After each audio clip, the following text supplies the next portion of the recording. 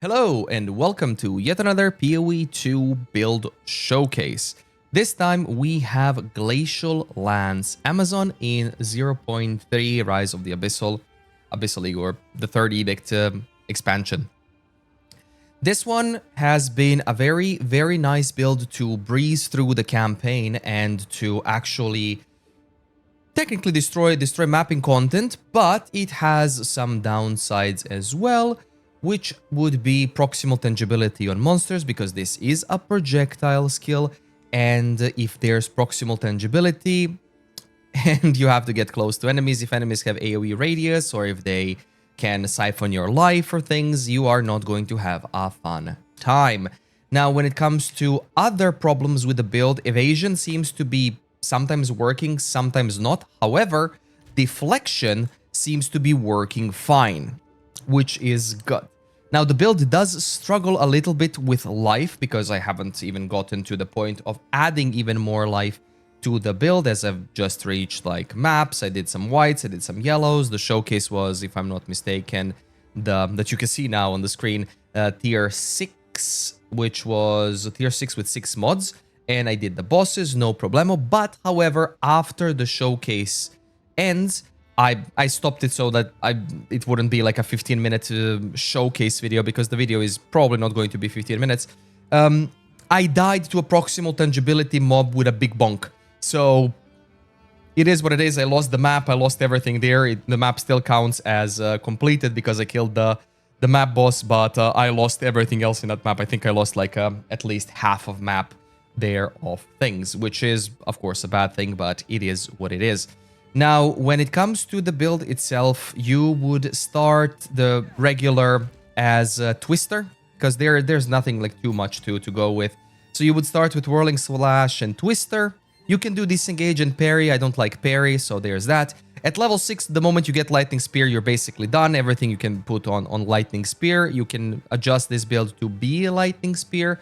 Then you would do like Lightning, Innervate, Volt and such, so you can do that one as well. And I used the Stormlands just to test it. Everything else I haven't used properly. The only things that I've tested were Barrage and the what's it called? Ice-tipped arrows. So those are the two things that I've tested. They both don't work. So this is technically a one-button build. Now, what do you want to get on this? On your basic left click, which is Spear Throw, you want to get Mana Leech, because you will need it, unfortunately.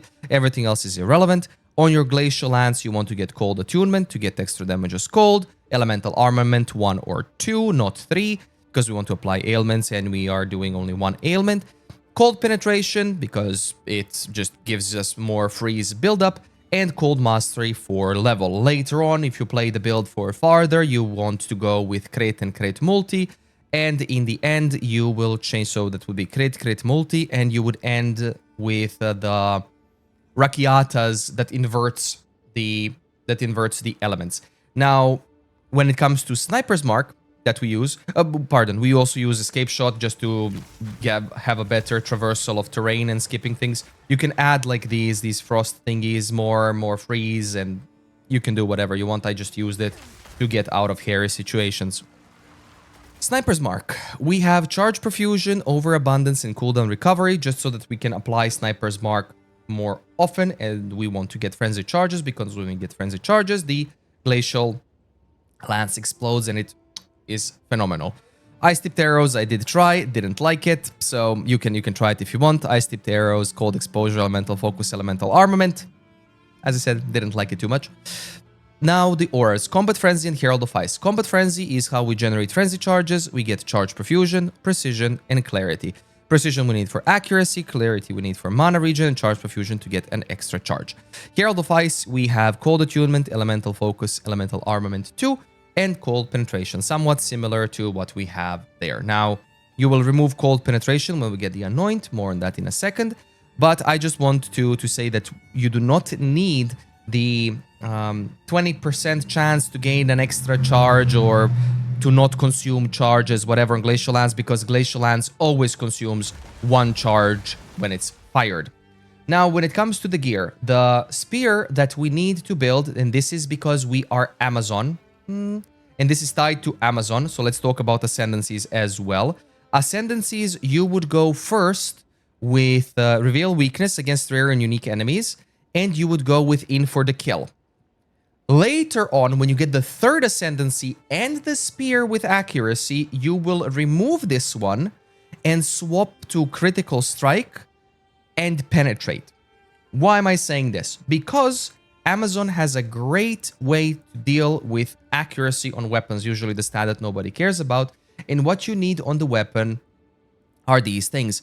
Flat accuracy, percent increased physical, and physical and accuracy on prefixes. That is needed as much as you can get of those. You possibly could.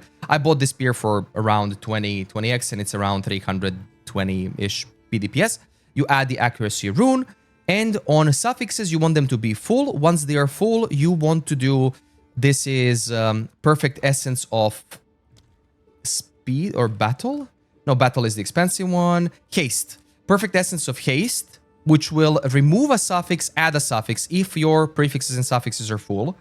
And then after you do Haste, then you do Battle, Perfect Essence of Battle, so you can get the second suffix out of the way. If it hits the Onslaught, then you go back a step and you hope that it doesn't hit Battle. This entire thing took me 2 Essences of Haste and 1 of Battle because it hit the Haste one. And the total weapon cost was a little bit below or under 80 Exalt Orbs, which is perfectly fine, and it annihilates content as much as you possibly can. However, to annihilate content even more, which I don't have, but you should have, on an amulet, you should have the Anoint, this one, Heavy Frost. Increases freeze buildup, but hits ignore non-negative elemental resistances of frozen enemies. Cause despair, fear, paranoia. Whenever you freeze an enemy, it counts that they have 0 LRS, and then kaboom, that's it. You can't penetrate more than down to 0, so keep that in mind. So once you freeze, then you do a lot more damage, and you will freeze consistently. So I didn't get to that, as I wanted to upgrade my amulet. I'm level 76, by the way. Now, next thing, helmet. I found it in the campaign. Just use whatever you can. Same with gloves. Also, this cat talisman does not give a good accuracy amount, so I would choose something else. So keep that in mind. Just get resistances. My belt is again 3-mod belt. Like, just get some resistances. Boots are the same with the lightning resistance thing. Now, rings, you want... Again, I found these. You want rings with resistances, maybe some accuracy, life, of course, that's it. Maybe some physical flat damage, and this one I desecrated, and I got 14 to all res, and I'm over res capped, which is really good. Now, the 2 most important items that I've done so far, and the explanation of how they work. Shield Lycosidae, which gives us accuracy rating, is doubled. And that is very important because we are technically accuracy stacking, and accuracy gives us damage because we want this main hand chance to hit at 9 meters. We want it to be as high as possible. This one gives us 4% flat, which also gives us from critical hits 10.17 to 11.77, and you add this 11.77 to 12.31 additional crit from the hit chance. I don't know exactly how the number works because, like, the moment you get, like, I'm at 9.4k accuracy versus 18.9k accuracy, that's a little bit of an iffy problem. I think the more scaling you get on the weapon than you get by doubling it, but you can try that one out yourself if you want to upgrade the build. And then the next thing, which I will show you the way how to craft it, basically is the body armor. This body armor cost me 15 Exalt Orbs. I was lucky I hit it in one go. Now, some of you would hit it on the second, on the third, on the fifth. It's 15 Exalts, whenever. So what you do is you want to get the body armor, which is Slip Strike Vest, item level 82, because that gives us tier 1 elemental resistances. Item level 82, Slip Strike Vest. Then you go with Omen of Putrefaction, not Putrefaction, Putrefaction. And this one is usually 6, 7, 8 Exalts. Sometimes even with Chaos, depending on the price of the day. So you get that one. Then you get, I think it's a Rib. Yes, you get Preserved Rib, because you can't use Node Rib as it's maximum item level 64. This one doesn't have, and this one minimum modifier level. This one raises the minimum modifiers, and this one gives you all of the modifiers on any items. So if you want to go cheaper, which I did, you get Preserved Rib, which is a few exalts each, like 320. Or you want to go with Ancient Rib, but that's way too expensive, and this is for better crafts. And this one will basically remove any mods that are like tier 4 or 5 or lower. So that is important. I would rather do 4 or 5 chest pieces that are Slip Strike with a Preserved Rib than to do one with Ancient Rib, because you have more chance to get good stuff. And you can also sell these. So it's like 15-ish exalts per attempt, and that is basically it. And you're looking for as much evasion as possible. No life, by the way. As much evasion as possible. Life is a secondary mod. And you're looking for resistances or whatever else on the suffix. The reason why is because we use this node. Increased evasion rating from equipped body armor. Double. It's basically double. So it gives us from 8% evasion to 59% evasion. And that also gives us a lot of deflection from 13 to 26, which I also need to do this one. But I'm done playing for now.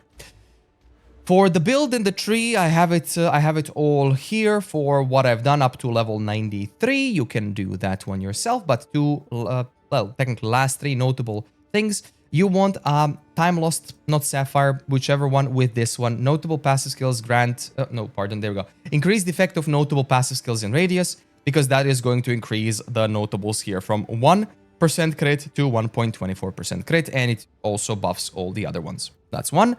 Number 2 is from nothing jewel, passes in radius of Heartstopper can be allocated without connection to your tree.